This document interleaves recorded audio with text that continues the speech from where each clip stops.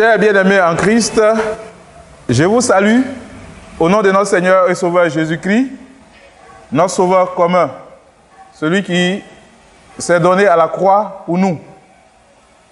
Et ce soir, notre exhortation porte sur le psaume numéro 68 et le vers 29. Il est dit que ton Dieu ordonne que tu sois puissant. C'est le titre de notre exhortation. De nos jours, avec la situation que nous vivons, on nous parle de puissance. On dit d'un pays qu'il est puissant lorsqu'il a une grande armée. Aujourd'hui, en réalité, la grande puissance mondiale, sur le plan économique, sur le plan militaire, sur le plan stratégique, c'est difficile avec la situation que nous traversons. Toutes les puissances sont à genoux avec cette maladie. Mais nous, en tant qu'enfants de Dieu, nous restons toujours puissants parce que Dieu l'a ordonné. Le psaume 68, le vers 29, donc, nous dit « Ton Dieu ordonne que tu sois puissant ». Alors, c'est un psaume de David, premièrement, parce que c'est un cantique chanté. Et cela est chanté par les chantres, ceux qui sont consacrés, ceux qui passent leur temps à louer Dieu dans les chants et qui en font leur métier. Et David était un chantre. Et il est dit qu'il y a 150 psaumes. Les 150 psaumes sont répartis en 5 livres qui partent de la Genèse, en passant par l'Exode, le Lévitique, le Nombre et Deutéronome. Nous n'allons pas aller dans les détails. Mais pour ce soir, retenons ceci, que l'auteur de ce psaume, il s'appelle David. C'est un roi. C'est un cantique qu'il a chanté. Il était aussi chantre et il partait au combat. Et c'est à lui que cette parole s'adressait. Dieu lui a dit que ton Dieu ordonne à toi, David, d'être puissant. Et pourquoi? Parce que David était roi et il allait au combat avec son armée. Ce n'est pas comme les rois d'aujourd'hui où les soldats sont sur le champ et le roi est caché quelque part, le président. On ne veut pas que sa vie soit atteinte. Mais à l'époque, le roi était au combat avec son armée. Au temps du roi David. Et Dieu lui a donné cette force en lui disant que ton Dieu ordonne que tu sois puissant. Donc, ce cantique, ce psaume s'adresse à David d'abord, puis à Israël, parce que l'armée de David était son peuple, était Israël qui partait en combat. Et nous pouvons dire, sans nous tromper, que nous ne sommes pas David, parce que nous ne sommes pas rois quelque part. Tout le monde n'est pas roi.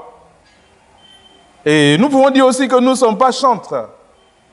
Moi qui vous parle, je ne suis pas un expert dans les chants. Et il y a des gens plus outillés que moi. Et nous ne sommes pas aussi des sortis avec une armée pour aller combattre les ennemis d'en face, avec des épées, avec des chars.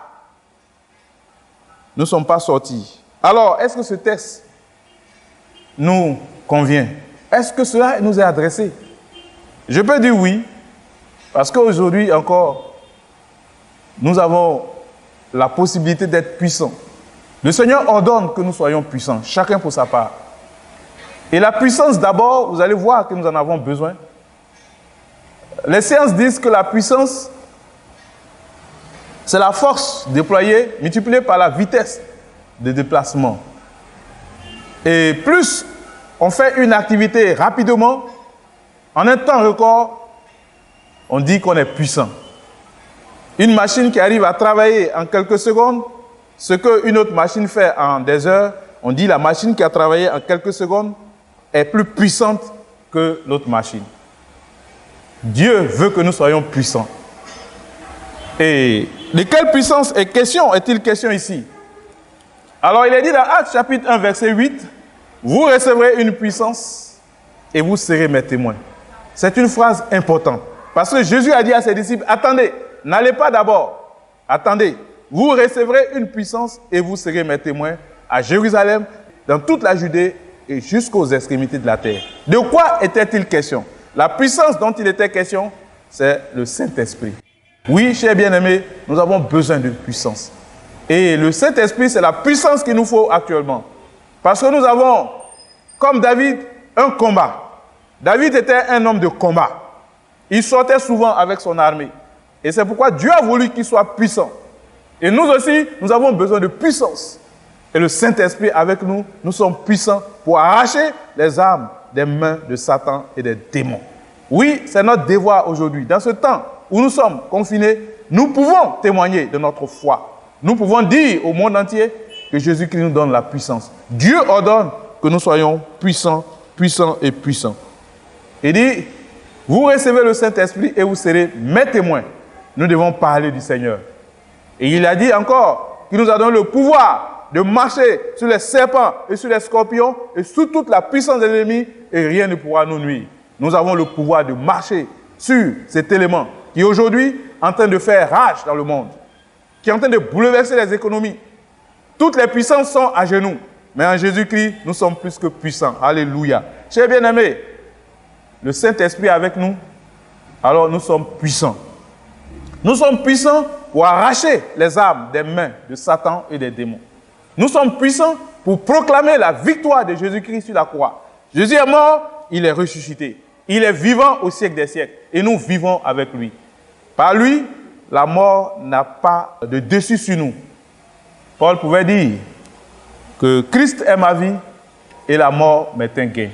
Nous n'avons pas peur de la mort parce que dans Hébreux 2, verset 14, il est dit clairement que Jésus a vaincu celui qui a le pouvoir de la mort par lequel il nous tenait captifs dans la peur. Hébreux 2, verset 14. Christ nous a délivrés et désormais nous sommes puissants, puissants, puissants.